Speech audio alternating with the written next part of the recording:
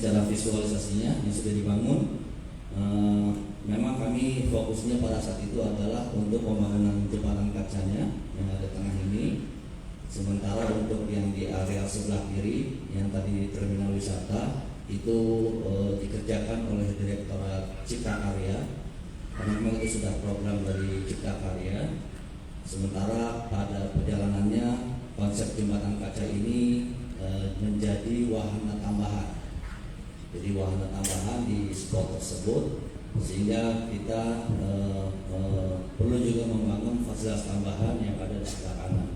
Jadi untuk lingkup kami di Bina Marga adalah kami membangun jembatan kacanya beserta fasilitas pelengkap satu area yang di sebelah kanan.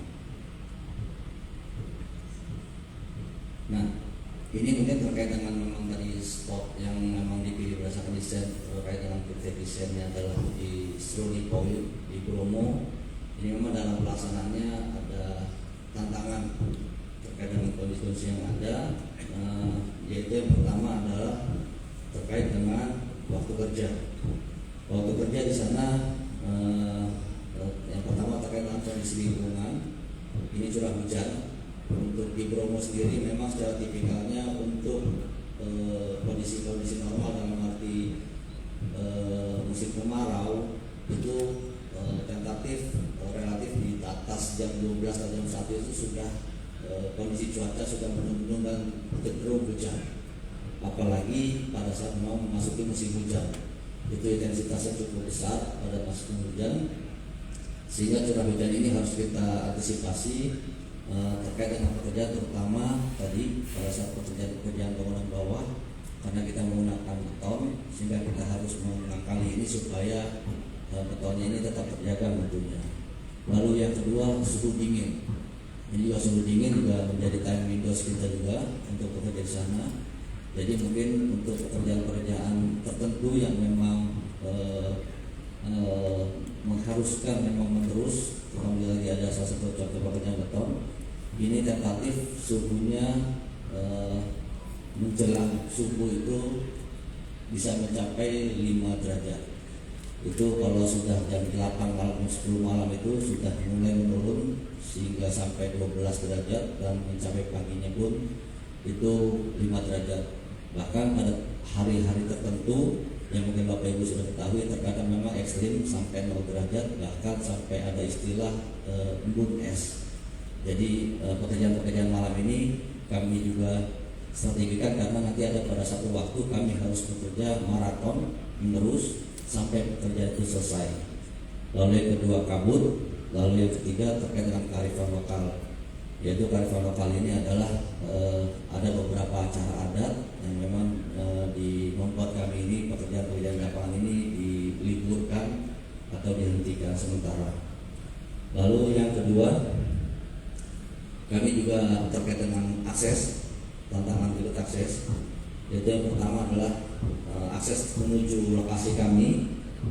Ini mempunyai topografi yang menanjak, lalu memiliki tikungan tajam, lebar jalan itu tidak terlalu lebar karena masih jalan provinsi, tapi mungkin area pegunungan. Lalu yang keempat adalah rawan longsor. Ini menjadi pertimbangan kami akses, karena memang dalam pembangunan jembatan kaca ini terkait dengan mobilisasi material, baik material kaca, material bajanya, material beton, maupun mobilisasi peralatan yang kami perlukan dalam pembangunan yang ada. Karena dari tantangan-tantangan tersebut, kami tetap dituntut untuk hasil pekerjaan kami agar dapat dilaksanakan dengan tepat waktu, tepat mutu, dan tepat biaya. Nah, ini untuk berikutnya pekerjaan galian dan timbunan. Nah, ini mungkin tahapannya kami untuk galian-galian kami melakukan galian untuk menyesuaikan dengan kontur yang existing, disesuaikan dengan kebutuhan desain dengan elevasi-elevasi, supaya nanti elevasi yang ada ini bisa menyesuaikan antara sisi yang satu dengan sisi yang seberangnya. Karena elevasi ini juga sangat menentukan, jangan sampai kami salah take out di lapangan ini ketinggiannya berbeda, yang mungkin nanti ujung-ujungnya adalah antara sisi kiri gagal ke terminal wisata ke shuttle area ini menjadi tidak ketemu atau menjadi tidak matching.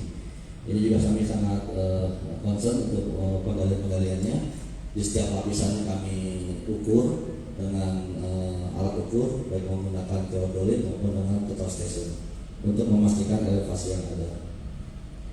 Nah, ini mungkin gambaran untuk galian di sisi terminal wisata. Karena memang kalau secara alaminya untuk di shuttle area itu secara kontur topografinya lebih rendah dibandingin yang terminal. Kalau tadi di awal saya sampaikan adalah untuk kontur area yang di sebelah kiri itu lebih tinggi dibandingin area yang di sebelah kanan. Sehingga nanti dalam pelaksanaannya kami pun ada modifikasi terhadap desain-desain yang ada, sehingga nanti pilot untuk yang di sisi shuttle area akan lebih tinggi dibandingkan dengan sisi yang di terminal. Nah, ini melalui gambarannya setelah kami gali kami padatkan. Nah, ini untuk pemadatan dan timbunan di area-area sekitar struktural, karena ada beberapa area yang memang terutama ini untuk slope setelah fondasi ini ada ruang-ruang kosong yang awalnya kami pas untuk kebutuhan space kerja, namun setelah dekis yang dibongkar ini kami padatkan kembali dan kami isi dengan tanah yang ada. Nah, ini untuk pekerjaan beton tadi yang kami sampaikan bahwa ini yang di sisi sebelah kiri ini adalah bangunan bawah untuk yang di sisi terminal wisata, sementara untuk yang di sisi sebelah kanan ini adalah bangunan yang shuttle area. Kenapa tadi memang ini tipe bangunannya berbeda?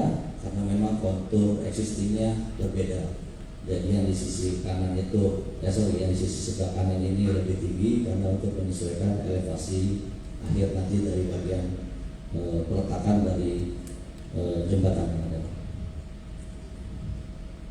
Nah, ini untuk secara global ini untuk pekerjaan beton ini kami terapkan untuk bangunan bawah, yaitu dari tadi untuk kabutnya, lalu untuk blok angkurnya, termasuk tadi untuk pekerjaan bore pile. Nah, untuk pekerjaan yang ada, untuk pekerjaan beton yang kami laksanakan dengan tadi untuk 3 kebutuhan tersebut, baik untuk blok angkur maupun untuk bore pile, ini kami mendefinisikan, berarti kami melihat ada 2 tipe beton yang kami harus rancang sehingga dapat menjawab tantangan-tantangan tadi terhadap pengiriman maupun dari kebutuhan spesifikasi dari yang dirancang oleh desain yang ada.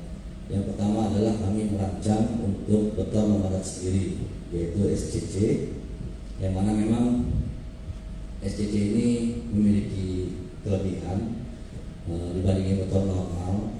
Yang pertama itu adalah sangat encer, bahkan dengan bahan aditif tertentu bisa menahan selam tinggi dalam jangka waktu lama.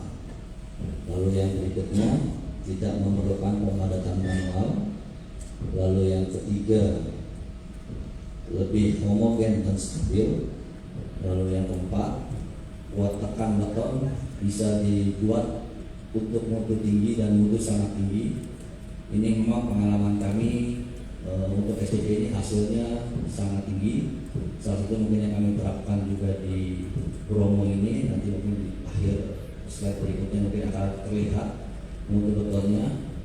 Karena memang ini kami rancang pada dasarnya adalah kami desain beton normal, tapi kami modifikasi dengan bahan tambah, baik bahan tambah fly ash maupun bahan tambah retarder, sehingga dengan rekayasa desain sedemikian rupa dengan mutu FC30 yang kami targetkan, ternyata hasilnya menjadi mutu yang tinggi.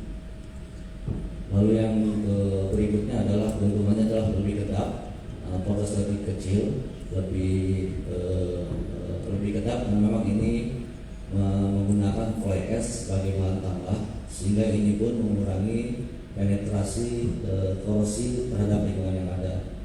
Karena memang ini juga kami perlukan, karena juga sebagai informasi tambahan bahwa lokasi Bromo ini juga ada tantangan lingkungan, yaitu berupa masih di area Gunung Berak. Download Tribun X sekarang, Menghadirkan lokal menjadi Indonesia.